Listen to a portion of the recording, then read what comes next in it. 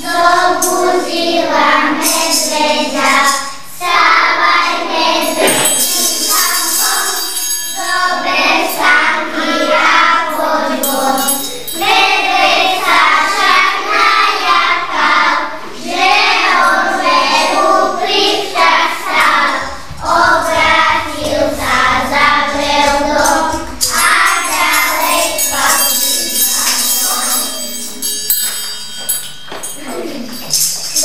Tak sme sa dohodli, že na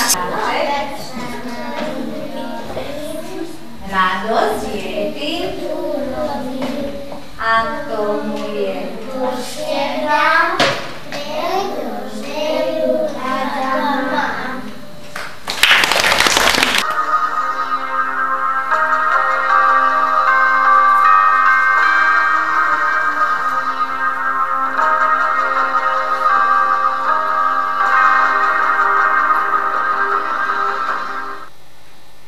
Vážení diváci, dobrý večer, vítajte vo Zvone. Školské brány pre svojich žiakov včera do Korán otvorila aj základná škola 15. októbra v Pivnici. Nový školský rok sa začal úspešne. Zapísali sme 275 žiakov. Je o takých 12 žiakov viac ako v minulom školskom roku. Takýmto údajom vlastne prichádzame z tých dôvodov, že sme v Lani prevadili takú málopočetnú generáciu osmákov, ktorých v celej generácii bolo 25 a teraz sme zapísali 37 prváčik.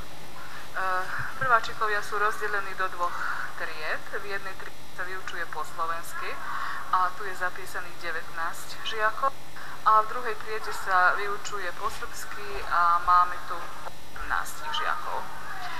To, čo je ešte príznačné, je, že máme 3 skupiny predškolákov, ktorí pôsobia v rámci našej školy a to je skupina najmladších detí, tých detí je 30. Vlastne je to početná skupina, v ktorej sa pracuje ťažko, lebo je veľký počet detí a ešte je na to všetko aj dvojazyčná, ale za pomoci obce vyriešujeme tento problém, že máme zamestnané 3 vychovávateľky.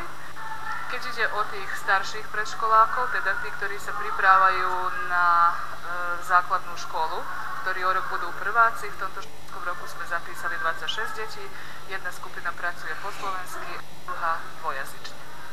Keď ide o kádrové zastúpenie na škole, ono je 100%, myslím tým, že sú všetky predmety výborne zastúpené, aj keď ide o výučbu v slovenčine, aj keď ide o výučbu v slovenčine, teda aj tie kádre, ktoré sa v slovenských školách je ako deficitárne, teda hlavne prírodné vedy a cudzie jazyky, u nás sú zastúpené odborne.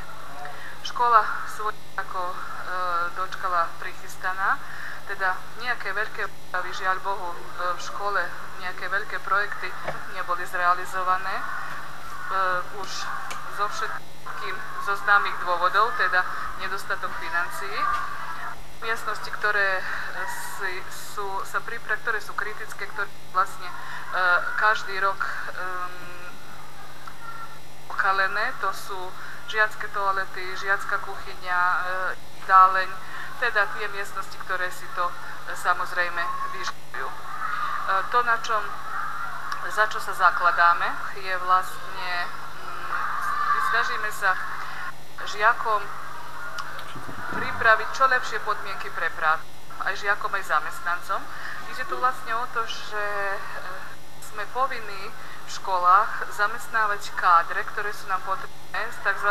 Burzy, zamestnancov, ktorí zostali bez pracovnej normy, teda časti pracovnej normy, čo značne sťažuje situáciu v školách, teda tí ľudia hlavne cestujú, takže je veľmi ťažko vypracovať rozvrh hodín a z druhej strany musíme uctievať zákon a deti obťažovať nad normou.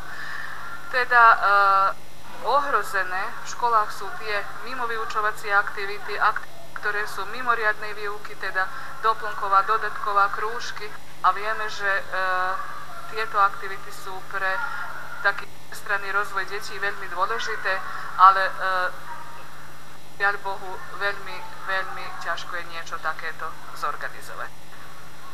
S rodičmi sa snažíme pokračovať v spolupráci, zvlášť keď ide o zabezpečenie skriniek, takže máme už takých 140 a teraz by sme v tej praxi chceli pokračovať aj ďalej, teda v spolupráci s radou rodičov, so školským výborom, s lokálnym prostredím sa snažíme podmienky na škole zlepšovať. Teda je toto už druhý deň, sa všetci vynachádzajú, najmä tí prváčikovia, ako sa im páči, máte dozvuky? No, prijatie prvákov sme mali toho 1. septembra, teda včera, v predvečerných hodinách. Piataci prichystali pre nich taký priliehavý program.